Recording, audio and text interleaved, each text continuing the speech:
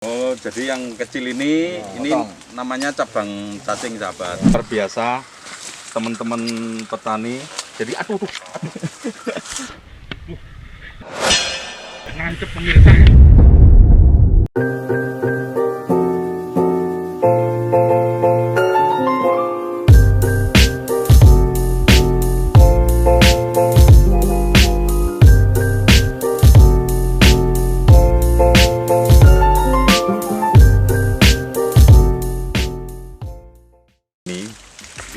Jadi yang merah-merah gini, BMSS. Nah, dan ini rasanya sangat manis. Jadi bisa dicoba.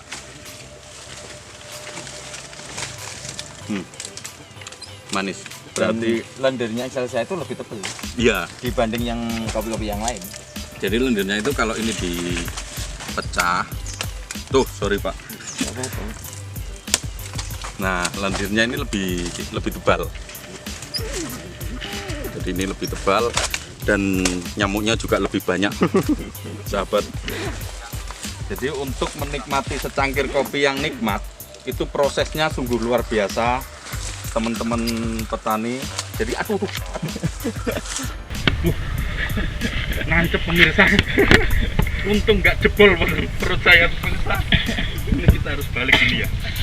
Nah, setelah sahabat Kabinet mengikuti keseruan proses memanen kopi, kami diajak untuk istirahat sembari mendengarkan apa sih susahnya menjadi petani kopi. Oke, jadi kita istirahat sebentar sambil ngobrol-ngobrol. Kita kepingin tahu sih gimana sih sejarahnya kopi Excelsa di Wonosalam. Sorry, kalau kita ngomong Wonosalam itu pasti orang mikirnya durian. Nah, gitu kan. Pasti, ayo ke Wonosalam yuk, lagi ada pesta durian. Nah, seperti itu. Nah, kemarin kita nyoba kopi Excelsanya dan kita coba roasting, sangre, wah rasanya begitu luar biasa. Nah, kita kepingin tahu gimana sih prosesnya, ceritanya kok ternyata ada kopi di Wonosalam. Setahu kami aja ya Mas ya, Iya. karena memang sejarahnya cukup panjang. Jadi Excelsa itu sempat 3 tahun yang lalu kita juga bersama dengan Puslit Koka untuk mendeteksi terkait dengan asal usulnya Excelsa Jombang ini dari mana kayak begitu. Nah, alhamdulillah sampai muncul yang namanya kelompok MBIG kan begitu ya. Jadi kita sudah ada masyarakat perlindungan indikasi geografis yang nanti juga akan mengamankan tentang keunikan dari atau khasnya dari Excelsa Jombang. Oh, gitu. Tuh. Nah, kalau kita ngomong sejarah tadi pertanyaannya Mas Roni, saya yakin kawan-kawan sudah cukup familiar dengan Belanda itu bawa ke sini jelas Arabica pertama kali kan begitu. Oh, ya. Jadi melihat beberapa literatur itu Belanda itu membawanya Liberica. Apa namanya? Arabica. Arabica. Nah, Arabica terus kemudian karena memang kena penyakit karat daun kan begitu ya, mungkin butuh adaptasi dan lain sebagainya, sehingga digantilah atau mereka membawa bibit yang baru lagi namanya Liberica. Nah, Liberica ini datang salah satunya ke Wonosalam. Oh. Nah, karena memang Wonosalam ini juga salah satu area perkebunan Belanda yang cukup besar. Dan ini membentang dari utara ke selatan sampai ke Kelut sebenarnya. Jadi sini itu masuk ke wilayahnya Kelut. Belanda juga membuat pabrik kopi yang ada di Wonosalam. Berarti kan secara otomatis cukup besar kan kopi yang ada di Wonosalam ini. Iya. Nah, karena Liberica itu adalah indukannya Excelsa sebenarnya. Indukannya memang ada beberapa yang diperdebatkan oleh kawan-kawan. Excelsa itu beda kopinya dengan Liberica, atau sama dengan Robusta dan macam-macam kan. Dan macam-macam. Cuman ini hasil kami diskusi dengan pihak Puslit Koka, dengan pihak Puslit Koka. Ternyata Excelsa itu adalah varietas dari Liberica. Nah, anak turunnya berarti. Anak turunnya Liberica. Iya. Sebenarnya dulu itu dipangkas Mas. Jadi karena Excelsa itu atau Liberica itu tidak laku di pasar Eropa, sebenarnya harusnya dipangkas. Karena keburu merdeka, nggak jadi mangkas.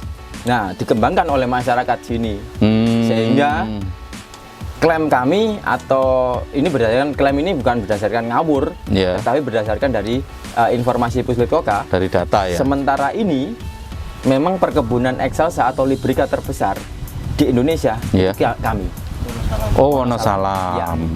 Dan alhamdulillah sekarang mulai dikembangbiakkan karena Oh. memang kopi ini ternyata, lah ini yang menjadi sesuatu yang menarik untuk apa ya disampaikan, bahwa Excelsa Jombang ini punya karakter yang berbeda, unik banget.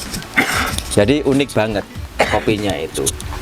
Kalau biasanya kawan-kawan sering cenderung bahwa Librica itu kan taste-nya rubbery, pahit gitu nih. Oh iya. Nah, alhamdulillah kalau di Wonosalam ini kalau kita proses dengan bagus, hasilnya asik gitu loh.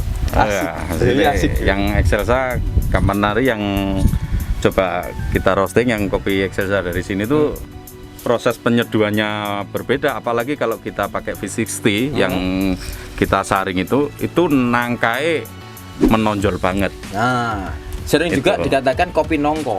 Oh gitu Iya, ya. iya. Jadi Excelsa atau Librica itu juga sering dikatakan kopi nongko. Memang aromanya nangka banget. Gitu. Nangka banget, betul. Dan daunnya pun juga besar-besar kayak nangka kan gitu. Nah makanya kita kesini itu pengen tahu sebenarnya prosesnya gimana sih. Tadi kan kita sudah dengar sejarahnya. Prosesnya gimana kok sampai menghasilkan cita rasa yang begitu luar biasa, itu kan berarti nggak gampang. Nah, kalau terkait dengan proses memang menarik Mas untuk dibahas ya, karena memang itu hubungannya juga dengan sejarah kami berdiri juga. Jadi kami itu sering nongkrong ke kebun-kebun apa namanya kopi. Kalau dulu sama Mas Yaya ini kan, Mas Yaya ini kan juga ngambilin kopi dari petani kan begitu ya, ngambilin dari petani. Cuman untungnya juga tidak banyak kan begitu. Lah bagaimana meningkatkan nilai ekonomi masyarakat kan begitu. Bagaimana meningkatkan nilai apa namanya, nilai atau value dari produk itu sendiri. Akhirnya kami coba untuk memproses dulu sebelum ketemu Eyang, itu kita pelajari dari kawan-kawan kedai. Kita pelajari dengan proses basah, kering kan begitu ya. Berarti masih kayak otodidak gitu ya? Otodidak banget. Dulu itu kita nyototin Mas. Bingung. Jadi kalau proses bahasa itu kita nyototin satu-satu gini. Karena nggak punya mesin. Nggak punya mesin. Nah akhirnya kami mencoba menghitung setiap yang kami lakukan. Contoh misalkan kami memproses kopi, kalau sekarang udah tahu ya namanya pulping kan gitu kan. Yeah. Itu nyototi gitu ya, namanya nyototi gitu ya. Mengupas ya, mengupas. Iya, gitu. jadi misalkan kulit ke kulit ari. gitu Iya, kan. betul. Jadi memisahkan kulit Luar. kulit buah ke Kulit buah ke kulit tanduk. Nah, itu kita pisahkan, Oh. coroti Mas, sampai melempu Mas. Jadi kalau pagi hari kita berangkat jam 6:30 pagi, kayak yang tadi kan kita berangkat agak kesiangan nih. Iya. Sudah ada teman-teman di sini. Nah, pagi 6:30 sudah berangkat ya begitu kita panen. Nanti jam 11 kita pulang. Nah, ambil bawa panenan itu kadang-kadang jam 12 kan begitu ya. Jam 12 istirahat sebentar, proses kopi. Ya itu tadi ngerambang dulu. Habis dirambang terus kemudian dicoroti, dikupas gitu ya. Dikupas. Itu kalau proses basah. Kita dulu kenalnya semi wash pertama Semi kali. wash. Iya, pertama kali namanya semi wash. Nah, kita cototin. Itu enggak selesai. Kadang-kadang sampai jam 2 malam, kadang-kadang paling minim Dapat berapa? 7. Hah? Dapat berapa? Paling ya cuma 10 kilo. Nah, gimana sahabat? Ternyata untuk menciptakan kopi yang berkualitas membutuhkan pengalaman dan kesabaran ekstra dari petani-petani kita. Nantikan keseruan kami berikutnya dalam mengulik proses panen kopi hingga menjadi kopi yang kita nikmati setiap hari. Terima kasih sudah menonton video kami.